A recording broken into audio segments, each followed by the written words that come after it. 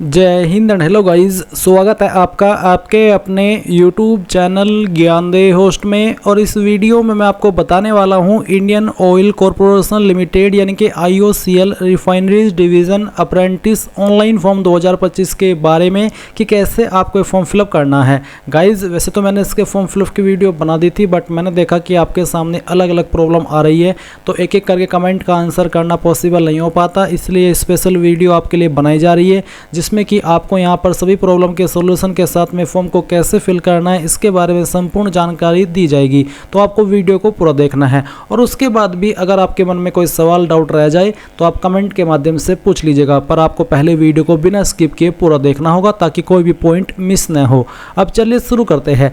अगर आपने अभी तक वीडियो को लाइक शेयर नहीं किया कर दीजिएगा और चैनल को सब्सक्राइब करके बेल आइकन ऑन कर लेना। फिर जो लिंक मैंने आपको इस वीडियो के डिस्क्रिप्शन में दिया है आप ओपन करेंगे। ओपन करने के बाद आपको जानने को मिलेगा कि इसमें 1770 वैकेंसी निकाली गई है। फॉर्म आप लोग 2 जून 2025 तक भर पाएंगे।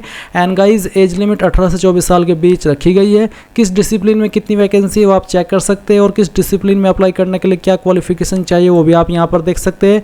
और ये जो आपकी वैकेंसी है ये कोई जॉब नहीं है बल्कि एक अप्रेंटिसशिप है, तो इसमें जो आपको स्टाइपेंड मिलेगा, स्टाइपेंड का मतलब होता है छात्रवृत्ति, क्योंकि सैलरी तो उसमें मिलती है जो आपकी जॉब होती है, तो इसमें स्टाइपेंड आपको 7000 से लेकर के 9500 रुपये पर मंथ मिलने वाला है, जो कि आपकी पोस्ट के अकॉर्डिंग वेरी करेगा। अब आप इंपॉर्टेंट लिंक के सेक्शन से ऑफिशियल नोटिफिकेशन PDF के ऊपर क्लिक करके इस नोटिफिकेशन से और डिटेल में जान लीजिए कि कौन से ट्रेड डिसिप्लिन के लिए अप्लाई करने पर क्या क्वालिफिकेशन आपको देनी होगी और वो वैकेंसी किस किस रिफाइनरी के अंदर है, ट्रेनिंग पीरियड कितना रहेगा, टोटल पोस्ट कितनी है, किस कैटेगरी में है, इसकी पूरी इन्फॉर्मेशन आपको यहाँ पर दी गई है। फिर नीचे की तरफ आप आएंगे तो आप पोस्ट वाइज क्वालिफिकेशन भी इसी नोटिफिकेशन से चेक कर लेंगे। तो संपूर्ण जानकारी चेक करने के बाद में अगर आप इसमें एलिजिबल है और आपका इंटरेस्ट है फॉर्म को अप्लाई करने का, क्योंकि इसमें किसी भी कैटेगरी कैंडिडेट को कोई फीस पे नहीं करनी, तो आप इंपॉर्टेंट लिंक के सेक्शन में आएंगे और अप्लाइंग ऑनलाइन लिंक ओपन करेंगे। अप्लाइंग ऑनलाइन लिंक ओपन करने के बाद आपके सामने यहाँ पर कुछ ऐसा इंटरफेस आ जाएगा जैसा कि आप वीडियो में देख सकते हैं। अब यहाँ पर आने के बाद में आप व्यू ओपनिंग्स एंड अप्लाई के सेक्शन में काफ़ी सारी वैकेंसीज स्क्रॉल होते हुए देख रहे हैं जैसे कि आप वीडियो में देख सकते हैं। तो आपको यहाँ पर क्या करना है, आप इसमें जिस भी डिसिप्लिन में अप्लाई करना चाहते हैं उसी के ऊपर आपको क्लिक करना होगा। गाइज एक बार आपको नोटिफिकेशन चेक करना होगा, क्योंकि जब तक आप नोटिफिकेशन चेक नहीं करेंगे तब तक आपको यहाँ पर ये नहीं पता चलेगा कि कौन से डिसिप्लिन के लिए लिंक यहाँ पर रखा है। जैसे कि आप यहाँ पर JR 01/2024-2025, HR रिक्रूटमेंट 01/2024-2025 इस तरह से देख पा रहे हैं। तो आपको यहाँ पर नोटिफिकेशन से ये चेक कर लेना है कि ये जो आपको यहाँ पर बताया है वो किसके लिए है, और उसके बाद में आप उसके ऊपर क्लिक करेंगे। चलिए मैं यहाँ पर आपको अप्लाई करके दिखाता हूँ। तो यहाँ पर काफ़ी सारे इस तरह से डिसिप्लिन आ रहे हैं, ये आपके रीजन के अकॉर्डिंग है। तो आप यहाँ पर ये रिफाइनरीज देख सकते हैं। अभी मान लीजिए मुझे अप्लाई करना है इसके ऊपर, मैं इसके ऊपर क्लिक कर देता हूँ। अब इसके ऊपर क्लिक करने के बाद आपके सामने कुछ ऐसा इंटरफेस आ जाएगा जैसा कि आप वीडियो में देख सकते हैं। अभी आप यहाँ पर अप्लाई नाउ पर क्लिक करेंगे। अप्लाई नाउ पर क्लिक करने के बाद इस तरह का इंटरफेस आएगा। अभी आपको यहाँ पर क्या करना है, आप नेक्स्ट के ऊपर क्लिक कीजिए। नेक्स्ट के ऊपर क्लिक करने के बाद में आपको यहाँ पर सबसे पहले अपनी जो पोस्ट है वो सिलेक्ट करनी होगी कि आप कौन सी पोस्ट पर अप्लाई करना चाहते हैं। ट्रेड अप्रेंटिस, अटेंडेंट, ऑपरेटर, फिर यहाँ पर टेक्नीशियन अप्रेंटिस। तो जिस पर भी आपको अप्लाई करना है, एक इसमें trade apprentice, data entry operator, fresher apprentice, यानी कि अगर आप बिल्कुल फ्रेशर, आपके पास सिर्फ 10वीं है, ITI भी नहीं है, तो आप इस वाली पोस्ट पर अप्लाई कर सकते हैं। और मैं फिर से कहूँगा कि आप एक बार नोटिफिकेशन जरूर चेक कर लीजिएगा। इस नोटिफिकेशन के अंदर आपको बहुत ही अच्छे से देखने को मिल जाएगा कि कौन सी पोस्ट पर अप्लाई करने के लिए क्या क्वालिफिकेशन मांगी है। जैसे कि ट्रेड अप्रेंटिस पर अप्लाई करने के लिए यहाँ पर 12वीं पास की योग्यता मांगी है, सॉरी माफ़ी चाहता हूँ, 10वीं नहीं 12वीं पास की योग्यता। तो आप यहाँ पर जिस भी ट्रेड पर अप्लाई करना चाहते हो वही आप सिलेक्ट कर लीजिए। तो अगर आप 12वीं पास से अप्लाई करें तो आप ये सिलेक्ट कर लीजिएगा। उसके बाद में आप यहाँ पर देखेंगे फर्स्ट नेम, तो जो भी आपका फर्स्ट नेम है वो आप एंटर कर दीजिएगा। यहाँ पर सिर्फ आपको फर्स्ट नेम ही एंटर करना है। उसके बाद में मिडिल नेम डालेंगे, नहीं है तो खाली छोड़ देंगे। एंड देन जो आपका लास्ट नेम है वो आप यहाँ पर डाल दीजिएगा। फिर आपको आपका जेंडर सेलेक्ट करना है, मेल या फीमेल। मैरिटल स्टेटस क्या है, सिंगल या मैरिड, वो आप सिलेक्ट कर लेंगे। डेट ऑफ बर्थ आपकी क्या है वो आपको यहाँ पर बतानी है, पहले डे, उसके बाद में जो भी आपका मंथ है वो आप सिलेक्ट कर लेंगे और फिर आपका जो भी ईयर है वो भी आपको यहाँ पर सिलेक्ट कर लेना है। इसके बाद में गाइज आप यहाँ पर फादर नेम एंटर करेंगे। फादर नेम और जो आपका आपने खुद का नाम भरा है ये आपका 10th के सर्टिफिकेट के अकॉर्डिंग होना चाहिए। उसके बाद आपको यहाँ पर आपकी माताजी का नाम देना है। फिर आप यहाँ पर देखेंगे रिलीजन, तो जो भी आपका रिलीजन है वो आप सिलेक्ट कर लीजिएगा। कास्ट कैटेगरी आपकी क्या है, general, EWS, OBC, SC, ST जो भी है वो आप सिलेक्ट कर लीजिएगा। ये सिलेक्ट करने के बाद में देखेंगे स्टेट ऑफ ओरिजिन डोमिसाइल, यानी कि कौन सी स्टेट के आप निवासी है वो स्टेट आपको सिलेक्ट कर लेनी है। इसके बाद आपको पूछे नेम ऑफ कास्ट कम्युनिटी, अगर आप SC, ST, OBC है तो आपकी कास्ट या फिर कम्युनिटी कौन सी है वो आपको यहाँ पर लिख देनी है। आपको पता ही होगी मेरी जाति कौन सी है, वही आपको यहाँ पर लिखनी होगी। फिर उसके बाद date of issue caste EWS certificate, अगर आप SC, ST, OBC है या फिर EWS कैंडिडेट है तो जो आपका सर्टिफिकेट है वो आपका कब इशू हुआ था वो डेट आप यहाँ पर सिलेक्ट कर लेंगे। पहले डेट, फिर उसके बाद में आपका मंथ और फिर यहाँ से आपको ईयर भी सिलेक्ट करना होगा।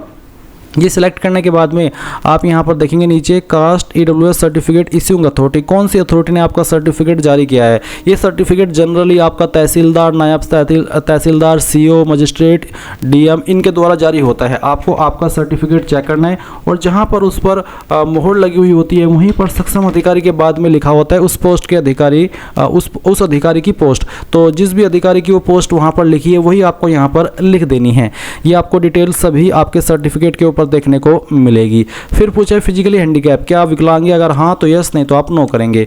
नीचे की तरफ आएंगे, यहाँ पर आपको इसमें लिबर्टी टू डिक्लेयर आपको बोला है have you ever been found unfit for a position during medical examination, तो अगर आप अनफिट पाए गए हो तो आप इसमें यस करेंगे, नहीं तो आपको नो करना है। Have you been diagnosed with ailments deficiencies, basically क्या बिल्कुल आपको कोई मेडिकल इशू है, अगर हाँ तो आप यहाँ पर यस करेंगे, नहीं तो आपको नो करना है। क्या आप कभी अरेस्ट किए गए किसी केस में, अगर हाँ तो यस, नहीं तो यहाँ पर भी आपको नो करना है। तो बेसिकली इन तीनों ऑप्शन में आप नो करिएगा। फिर नीचे आप यहाँ पर देखेंगे आपका प्रेजेंट एड्रेस, तो जो भी प्रेजेंट एड्रेस है वो आप यहाँ पर लाइन 1, 2, 3 के अंदर डाल देंगे। थोड़ा थोड़ा पार्ट आपको आपके एड्रेस का इन तीनों लाइन के अंदर लिखना होगा क्योंकि तीनों लाइन को फिल करना अनिवार्य है। उसके बाद जो भी आपकी सिटी है उस सिटी का नाम भी आपको यहाँ पर एंटर कर देना है। फिर आपका जो पिन कोड है वो भी आपको यहाँ पर डाल देना है। उसके बाद जो आपकी स्टेट है वो आपको यहाँ पर सिलेक्ट कर लेनी है। ये सिलेक्ट करने के बाद में आपको आपका मोबाइल नंबर डालना है। नियरेस्ट रेलवे स्टेशन, आपका नज़दीकी रेलवे स्टेशन कौन सा है वो आप यहाँ पर लिख दीजिएगा। फिर आप आपकी ईमेल आईडी यहाँ पर भरेंगे और एक अन्य ईमेल आईडी अगर आप देना चाहते हैं तो आप यहाँ पर दे सकते हैं। उसके बाद आपको आपका फ़ोटो अपलोड करना है और सिग्नेचर अपलोड करना है। पहले सिग्नेचर फिर फ़ोटो। तो जो सिग्नेचर है उसका जो फॉर्मेट है फाइल का वो JPG का होना चाहिए और जो उसकी हाइट है वो 40 पिक्सल और जो उसकी चौड़ाई है वो आपकी 150 पिक्सल रहनी चाहिए। फिर आप यहाँ पर चूज फाइल के ऊपर क्लिक करेंगे और आपका सिग्नेचर अपलोड करेंगे। गाइज जैसे ही आप यहाँ पर आपकी फाइल सेलेक्ट करेंगे और उसके बाद क्लिक टू अपलोड सिग्नेचर के ऊपर क्लिक करेंगे तो आपकी फाइल यहाँ पर इस तरह से आ जाएगी। फिर आपको सेम वे में आपका जो फोटो है वो अपलोड करना है। इसका साइज 10 KB से कम रहना चाहिए और उसकी जो हाइट और वाइड है विथ है वो कितनी होनी चाहिए वो आप यहाँ पर चेक कर सकते हैं। नेक्स्ट के ऊपर क्लिक करने के बाद में आपके सामने यहाँ पर कुछ ऐसा इंटरफेस आएगा। यहाँ पर आपको कुछ और जानकारी देनी है, जैसे कि एक सवाल है कि are you registered with BOAT, RDAT या फिर NSDC। तो इसमें आपको यस करना हो क्योंकि गाइज अगर आप इसमें यस करेंगे तभी आप फुल्ली एलिजिबल हो पाएंगे अप्लाई करने के लिए। उसके बाद में आपको यहाँ पर name of body to whom registered with, आप कौन सी बॉडी के साथ में रजिस्टर्ड है। BAT यानी कि आपका यहाँ पर जो BOAT है इसके साथ अगर आप रजिस्टर्ड है तो आप इसको सिलेक्ट करेंगे। अगर आप BOPT के साथ में रजिस्टर्ड है तो आप इसके ऊपर, अगर आप रीजनल डायरेक्टरेट अप्रेंटिस ट्रेनिंग इसके अंदर रजिस्टर्ड है तो आप ये टिक करेंगे। अब ये है क्या, तो बेसिकली मैं आपको एक बार हमारी वेबसाइट जो मैंने इस वीडियो के डिस्क्रिप्शन में दी है उसके ऊपर लेकर के चलता हूँ। आप यहाँ पर इंपॉर्टेंट लिंक के सेक्शन में आएंगे तो आपको यहाँ पर एक इसमें apprenticeshipindia.org रजिस्ट्रेशन वीडियो और एक NATS रजिस्ट्रेशन वीडियो देखने को मिलेगी। अगर आप ट्रेड अप्रेंटिस पर अप्लाई कर रहे हैं किसी भी ट्रेड अप्रेंटिस पोस्ट पर तो आपको apprenticeship.org इस वेबसाइट के ऊपर रजिस्ट्रेशन करना होगा और उसके लिए कैसे रजिस्ट्रेशन होता है ये वीडियो आप वॉच कर सकते हैं। और अगर आपको टेक्नीशियन अप्रेंटिस की किसी भी पोस्ट पर अप्लाई करना है या फिर डिप्लोमा अप्रेंटिस की पोस्ट पर तो आप NATS रजिस्ट्रेशन वीडियो देख करके रजिस्ट्रेशन कर लेंगे और फिर रजिस्ट्रेशन करने के बाद में जो आपको यहाँ पर नंबर मिलेगा वो आपको यहाँ पर यूज करना है। तो आप यहाँ पर वो रजिस्ट्रेशन नंबर डालिएगा। उसके बाद में पूछा है सिलेक्ट योर क्वालिफिकेशन, तो जिस भी ट्रेड पर या आपकी पोस्ट पर आप अप्लाई कर रहे हैं उस पर अप्लाई करने के लिए जो जरूरी क्वालिफिकेशन चाहिए वही आपको यहाँ पर देखने को मिलेगी। क्योंकि मैं यहाँ पर ऐसी पोस्ट पर अप्लाई कर रहा हूँ जिस पर सिर्फ 12वीं पास से अप्लाई कर सकते हैं, यानी कि कोई डिप्लोमा या फिर कोई ITI नहीं चाहिए, इसलिए यहाँ पर मेरे पास सिर्फ 12वीं का ही ऑप्शन आ रहा है। अगर आप ऐसी पोस्ट पर अप्लाई कर रहे हैं जिस पर ITI से अप्लाई हो रहा है या डिप्लोमा से, तो फिर आप यहाँ पर उसकी इन्फॉर्मेशन भी भरेंगे। तो जैसे कि मैंने यहाँ पर 12 सेलेक्ट कर लिया, अब नीचे आते हैं वेदर फुल टाइम रेगुलर। तो अगर आपने फुल टाइम की है तो आप यहाँ पर यस कर दीजिए, रेगुलर थी तो। उसके बाद में यहाँ पर क्या आपने पास कर लिया, तो आप इसमें यस कर दीजिए कि हाँ पास कर लिए। फिर आपको इंस्टीट्यूट स्कूल नेम के अंदर बताना कि कौन से स्कूल कॉलेज से आपने आपकी जो क्वालिफिकेशन वो पास किया, उसका पूरा नाम यहाँ पर डाल दीजिएगा। फिर name of education board affiliated university, तो बेसिकली आपको बताना है कि कौन से बोर्ड से आपने आपकी क्वालिफिकेशन कंप्लीट की है। उसके बाद मंथ ईयर ऑफ एडमिशन, किस महीने और किस साल के अंदर आपने एडमिशन लिया था, वो आपको यहाँ पर सेलेक्ट करना होगा, जैसे कि मैं आपको यहाँ पर सेलेक्ट करके दिखा रहा हूँ। आप अगर एग्जैक्टली मंथ और जो आपका ईयर है वो नहीं जानते एडमिशन का, तो आप एक एक्सपेक्टेड भी यहाँ पर सेलेक्ट कर सकते हैं। फिर कब आपने जो है वो पास कर ली थी क्वालिफिकेशन, वो आपको सेलेक्ट करना है। तो पहले आप यहाँ पर इसी प्रकार से आपका ये जो मंथ है वो सिलेक्ट कर लेंगे, और कब आपने इसको पास कर लिया था वो भी आपको सेलेक्ट कर लेना है। जो आप इसमें मंथ ज्वाइनिंग का डाल रहे हैं और जो ईयर ज्वाइनिंग का डाल रहे हैं, वो आपको 11th का डालना है, जब आपने 11th में एडमिशन लिया था, क्योंकि ये 2 साल के अंदर काउंट होती है। और फिर जो आप इसमें पासिंग डाल रहे हैं, पासिंग डेट, वो आपको डालना है 12th पास का। तो यानी कि 2 साल का गैप बीच में रहना चाहिए, सिर्फ 12वीं का नहीं बल्कि 11वीं से लेकर के 12वीं तक का। उसके बाद में आप यहाँ पर इसमें देखेंगे ड्यूरेशन ऑफ कोर्स, वो यहाँ पर आपको देखने को मिल जाएगा। फिर आता है date of declaration publishing result of above entered qualification, यानी कि जो आपने ऊपर क्वालिफिकेशन अभी एंटर की है उसका डेट कब पब्लिश हुआ था, वो डेट आपको बतानी है। अगर अब ये भी डेट अगर आपको एग्जैक्टली नहीं मालूम है तो आप एक यहाँ पर एक्सपेक्टेड डेट डाल सकते हैं। तो चलिए मैं यहाँ पर इसको इस तरह से सिलेक्ट कर लेता हूँ। तो आपको इस तरह से यहाँ पर जानकारी भरनी होगी। आपको बोला है date of result can not be earlier than passing month year, यानी कि जो आपकी डेट ऑफ रिजल्ट है ये आपकी जो आपकी पासिंग डेट है उसके पहले की नहीं हो सकती है। तो आपको सही तरीके से इसको भरना होगा।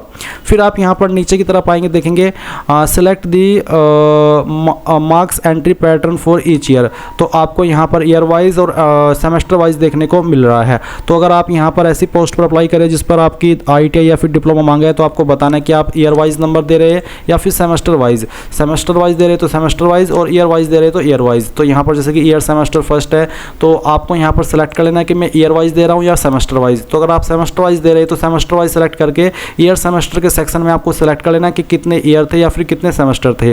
और अगर आप ईयर वाइज दे रहे हैं तो फिर भी आप यहाँ पर इसी प्रकार से बताएंगे कि 1 2 3 जो भी था, तो वो आप यहाँ पर सेलेक्ट कर लीजिएगा। अब क्योंकि यहाँ पर मैं इसमें 12वीं की इन्फॉर्मेशन भर रहा हूँ, तो इसमें आपका 2 साल के अंदर अकाउंट रहता है। तो आप इसमें मार्क्स ऑब्टेंड बताइए कि कितने नंबर आपको आए थे 10वीं के 12वीं के अंदर, वो नंबर आप यहाँ पर डाल देंगे और कितने में से आए थे वो आप यहाँ पर भरेंगे। उसके बाद में आप ऐड रिकॉर्ड के ऊपर क्लिक कर देंगे तो ये जानकारी आपकी यहाँ पर ऐड हो जाएगी, और इस प्रकार से ये ऐड होकर के आ जाएगी। सेम वे में जैसे कि मैंने आपको कहा, आप आपकी ITI या फिर डिप्लोमा की जानकारी भरेंगे। उसके बाद में नीचे आपको पूछा कि do you possess any higher qualification, जैसे कि BE या फिर BTech। अगर आपने इनमें से कोई हायर क्वालिफिकेशन की है तो आप यहाँ पर यस करिए या बताइए कि मैं कर रहा हूं, और अगर आपने नहीं की है तो आप यहां पर नो कर दीजिएगा। इसके बाद आप फिर नीचे नेक्स्ट के ऊपर क्लिक कर देंगे। अब गाइज आपके सामने यहां पर एक्सपीरियंस का सेक्शन आएगा, तो इसमें अप्लाई करने के लिए एक्सपीरियंस कंपलसरी नहीं है, तो अगर आपके पास है तो भर दीजिए, नहीं तो आप यहां पर इसको खाली छोड़ देंगे। और नीचे आप यहां पर देखेंगे have you undergone apprenticeship earlier और pursuing apprenticeship as per apprenticeship act. अगर आप पहले भी अप्रेंटिसशिप कर चुके हैं या फिर कर रहे हैं तो आप यस करेंगे, नहीं तो आपको नो करना है। और उसके बाद आप नेक्स्ट के ऊपर क्लिक कर देंगे। फिर आएंगे फी डिटेल। तो क्योंकि इसमें अप्लाई करने के लिए किसी भी कैटेगरी कैंडिडेट को कोई फीस पे नहीं करनी है, तो आप यहाँ पर इस तरह का इंटरफेस देखेंगे। अब आपको यहाँ पर नेक्स्ट के ऊपर क्लिक करना है। इसके बाद आप यहाँ पर टिक करेंगे और फिर आपको यहाँ पर प्रीव्यू एप्लीकेशन बिफोर सबमिशन, इसके ऊपर क्लिक करके आपने जो भी फॉर्म भरा है वो पूरी जानकारी बहुत ही अच्छे से यहाँ पर चेक कर लेंगे। जब आपको लगे कि सभी जानकारी सही है तो ही आप यहाँ पर नीचे वैलिडेट नाउ इसके ऊपर क्लिक करेंगे, और आप यहाँ पर देखेंगे application validate successfully, you can go submit और go back and edit details. यानी कि अगर आपको लगता है कि कोई जानकारी गलत हो गई तो आप प्रीवियस के ऊपर क्लिक करके उसको सही कर लेंगे, नहीं तो आपको यहाँ पर सबमिट के ऊपर क्लिक करना है। अब आप यहाँ पर देखेंगे कि आपका जो फॉर्म है वो सबमिट हो जाएगा। और अगर आपके फॉर्म के अंदर कोई इशू आएगा, कोई एरर है, तो आपको यहाँ पर कुछ इस तरह का इंटरफेस देखने को मिल सकता है। अभी गाइज यहाँ पर क्योंकि फॉर्म अभी स्टार्ट हुआ है फॉर्म फिल होना, क्योंकि आप देख सकते हैं 10:21 हो रखे हैं, तो अभी सबमिट होने में थोड़ा इशू आ रहा है, कोई एरर आ रहा है। मे बी आपके सामने ये एरर ना आए और आप स्मूथली अपना फॉर्म फाइनल सबमिट कर पाए। अगर आपको कोई इशू आ रहा है तो थोड़ा सा वेट कर लीजिएगा और दोबारा से अपना फॉर्म अप्लाई कर दीजिएगा। तो इस तरह से गाइज आप लोग ये आपका IOCL अप्रेंटिस ऑनलाइन फॉर्म 2025 भर पाएंगे। आई होप आपको प्रोसेस पसंद आया होगा। तो अगर कोई सवाल डाउट रह गया हो अभी भी, तो आप कमेंट के माध्यम से पूछ लेना। Thanks for watching. जय हिंद।